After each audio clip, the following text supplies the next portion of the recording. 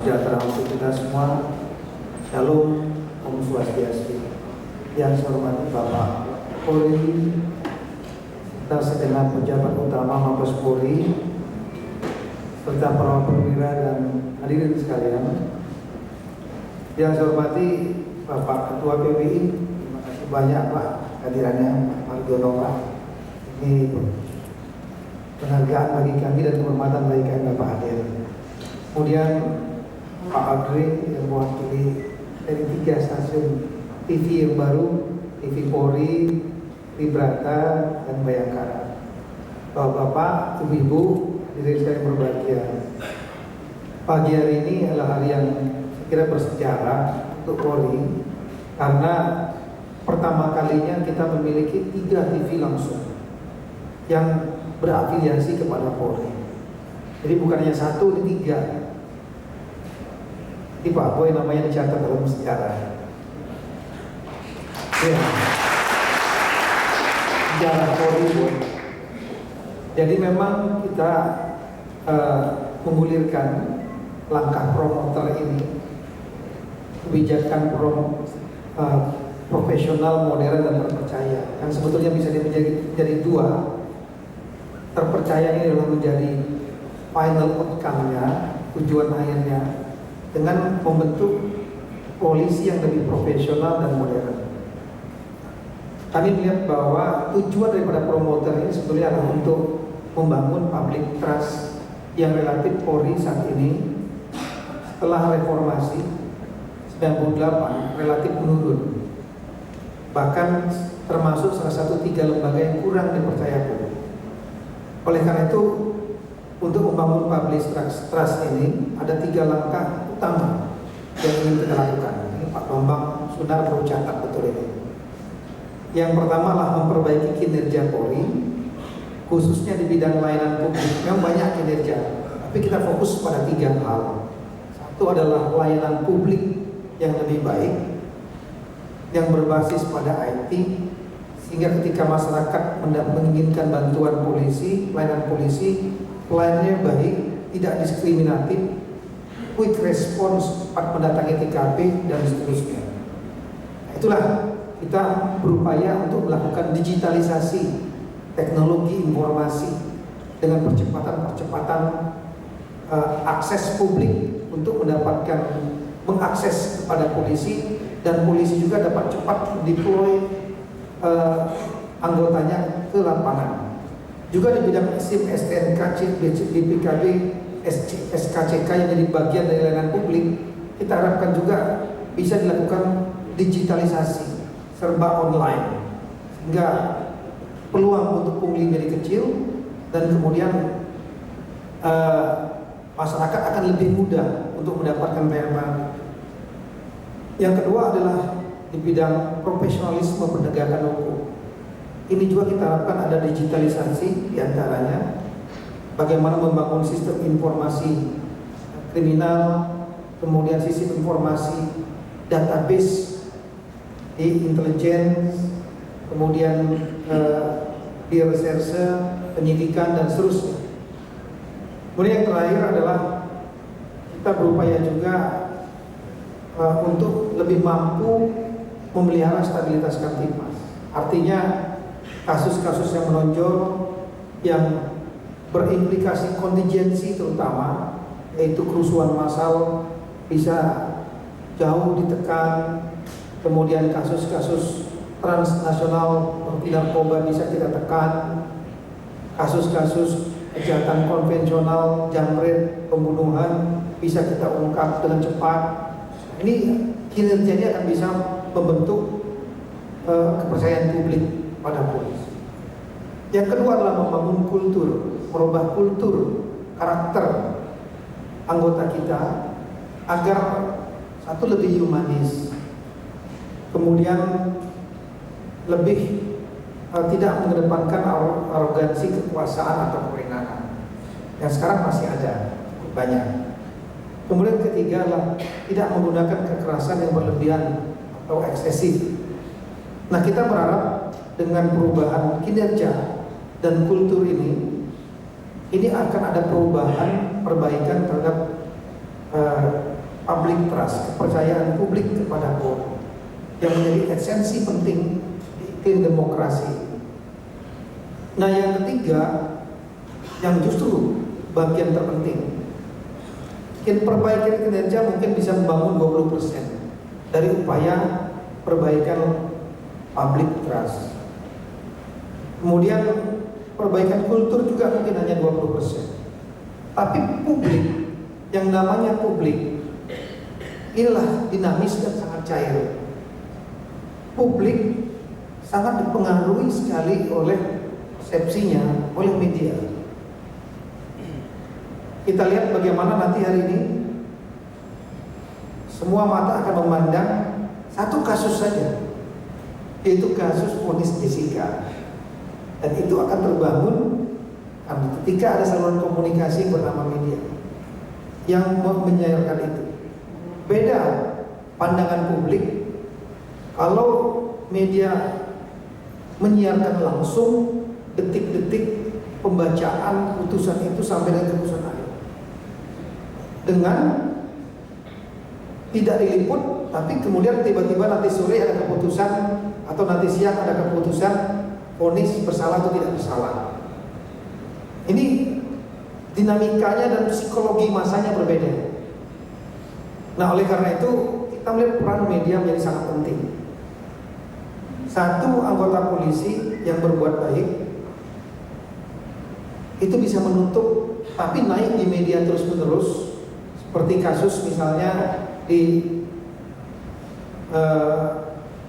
Rifka Saladin mengatakan, atau kasus penyanderaan di Pondok Indah yang berakhir, yang diliput secara 8 jam terus-menerus dan endingnya suksesan, tidak ada korban, pelaku berhasil ditangkap.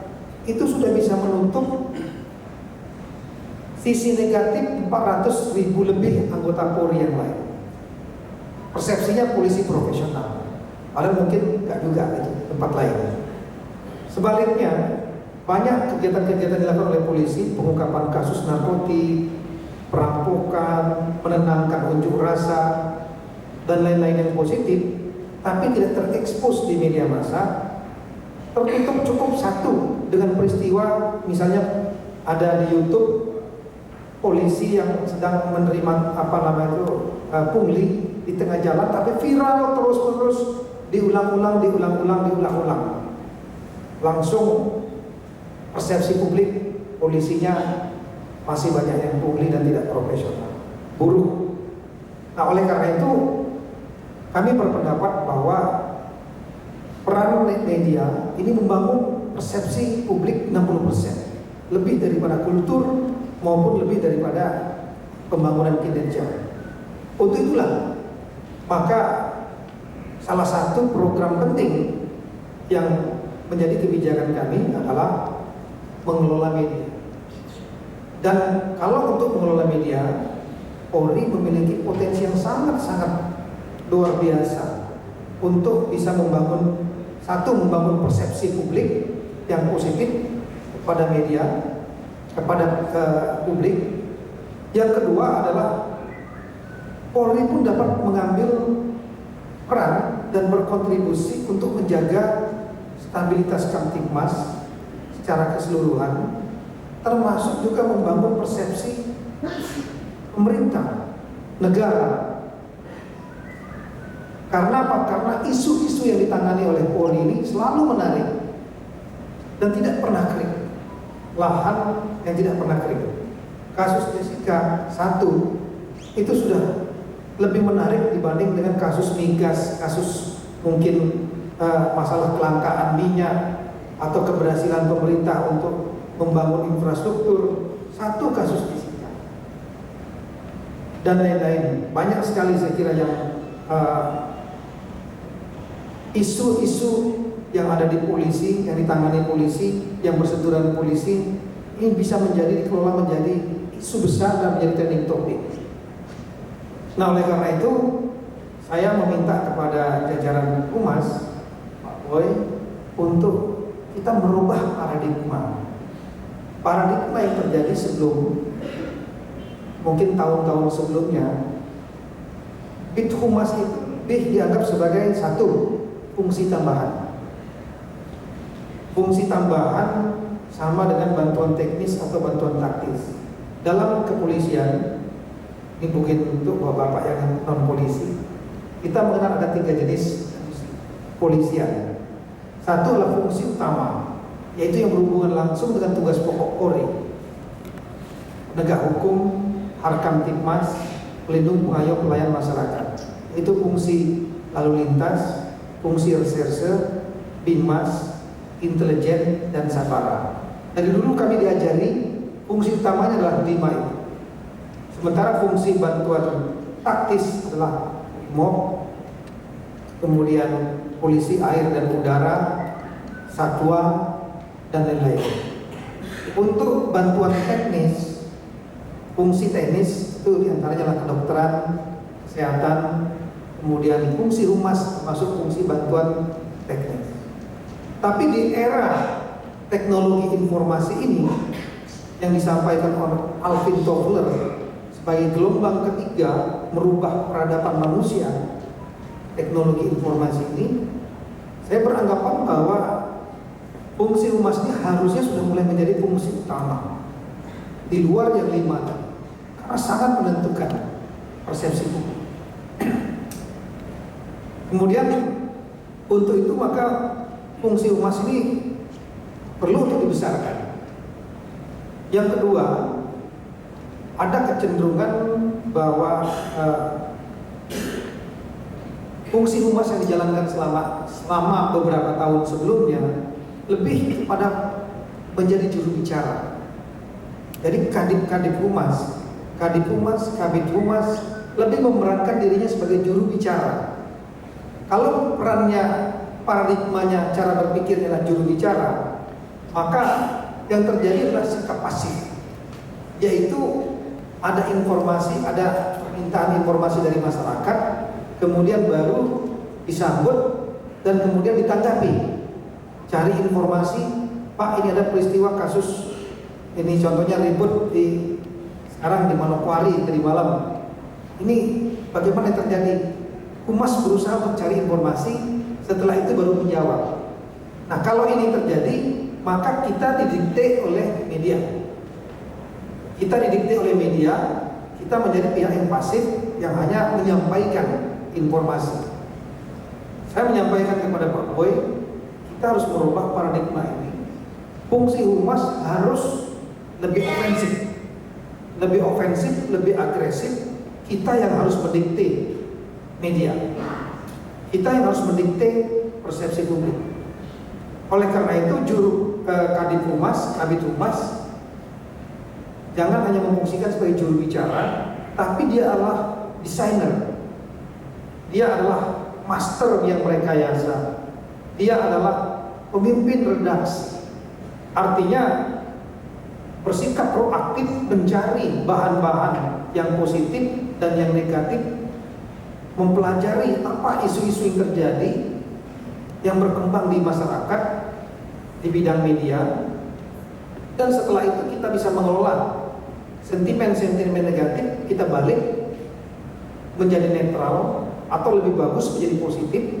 Sementara sentimen positif, hal-hal yang positif yang ada di Polri, ofensif dibombardir dan dikemas demikian rupa, bila perlu menjadi trending topik yang ada, sehingga kita bisa mendikte media. Nah, ini memerlukan pengelolaan manajemen yang betul-betul yang baik, ditambah lagi dengan dukungan-dukungan yang lain. Oleh karena itu saya Pak Boy, saya kira tadi sudah kita lihat sudah memiliki intelijen media.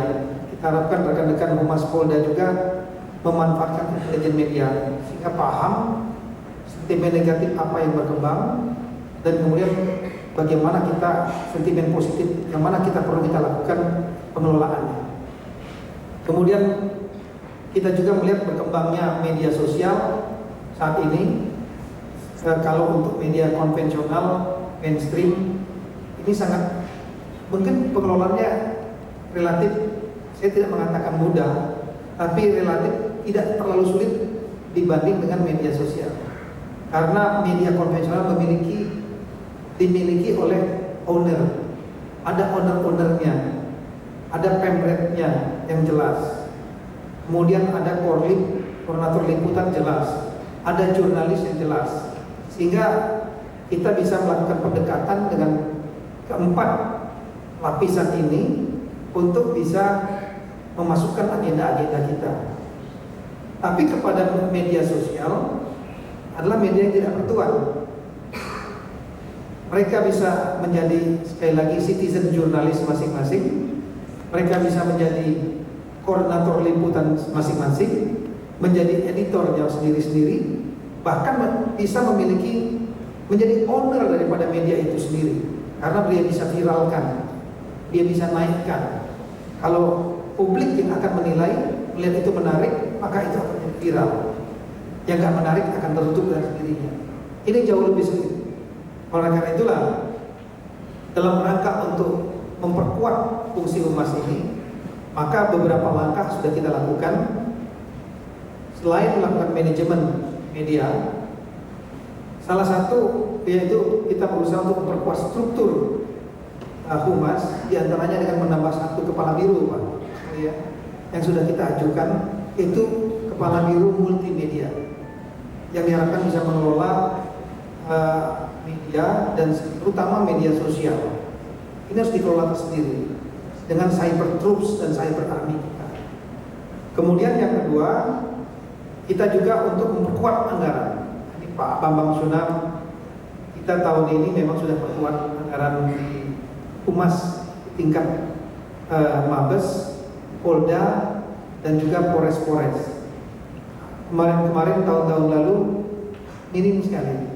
Saya ingat waktu saya Astrena tahun 2015, 2014 itu anggarannya hanya lebih kurang 5 miliar di humas. Saya melihat kaget karena di KPK 30 miliar dan organisasi besar sebesar Polri yang anggarannya di atas 50-60 triliun, masa hanya dialokasikan untuk 5 miliar. Padahal ini 60% persepsi publik ditentukan oleh fungsi ini. Oleh karena itu tahun ini jauh saya kira meningkat, dan tahun depan Pak Bambang upayakan bombardir lagi Pak Boy dengan para kabit humas ini supaya mereka betul-betul memiliki peluru yang cukup untuk bermain di media. Kemudian saya kira di tingkat Polda pun humas sudah hampir 1 miliaran rata-rata, bahkan yang di tipe A ada yang lebih per tahun. Saya juga merasakan itu masih kurang. Kemudian Polres yang dulunya tidak jelas, sekarang pun sudah ada anggaran di tiap-tiap Polres. Saya kira antara 300 sampai dengan 500 juta setahun, itu memang kurang sekali. Kemudian kita berikutnya lagi juga tentu mengundang mitra, karena kita bisa bekerja sendiri. Ini teman-teman di polisi ini bukan orang-orang yang ahli di media. Mereka direkrut sebetulnya banyak menjadi polisi yang nangkep orang. Ya, jadi bukan yang dididik spesialis untuk menjadi ahli media. Oleh karena itu nanti rekrutmen berikutnya Pak Boy dan Pak SDM juga Pak, kita upayakan kalau bisa rekrutmen tahun depan kita perbanyak rekrut dari untuk bintara atau untuk perwira dari anak-anak muda lulusan SMA atau lulusan diploma atau S1 yang dia berasal dari latar belakang jurnalis. Sekarang ada kan fakultas-fakultas ilmu komunikasi media.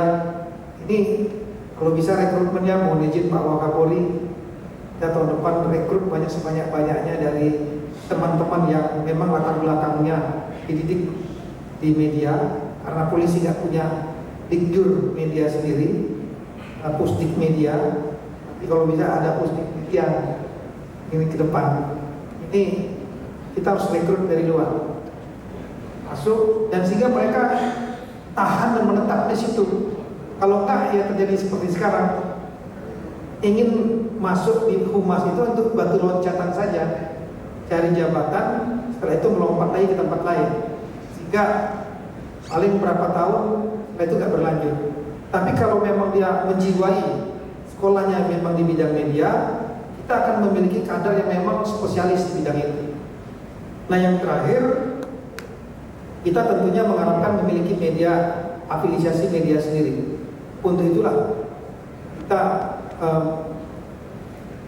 bekerja sama. Pak Boy begitu menyampaikan akan membuat kerjasama dengan rekan-rekan yang memang ahli di bidangnya, membuat TV yang berafiliasi pada Polri, yaitu Bayangkara, Tribrata dan TV Polri.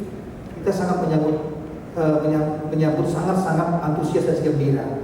Nah, ke depan kita harapkan tentunya rekan-rekan semua yang ada dalam jajaran Polri, kita dukung ketiga TV ini, baik dari segi konten. Sekali lagi, tadi Pak Margiono bilang, Bapak bisa menciptakan kegiatan jauh lebih hebat daripada ANC.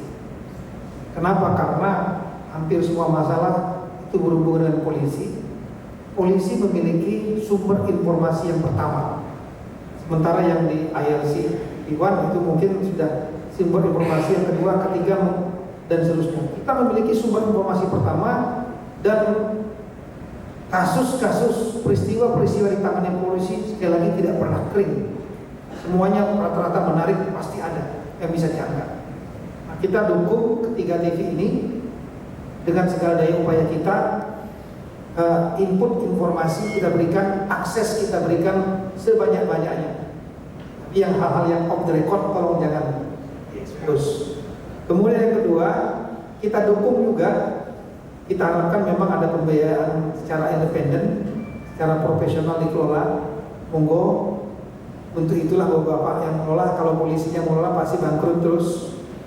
Silakan kelola dengan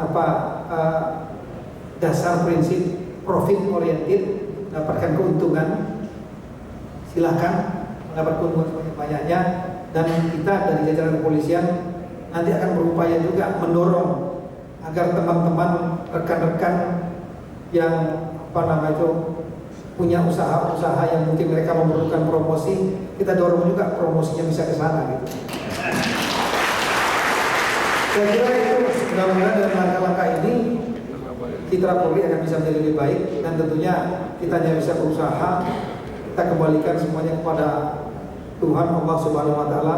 Mudah-mudahan memberikan kemudahan-kemudahan kepada kita dalam rangka untuk merealisasi itikat baik kita dulu. Assalamualaikum warahmatullahi wabarakatuh.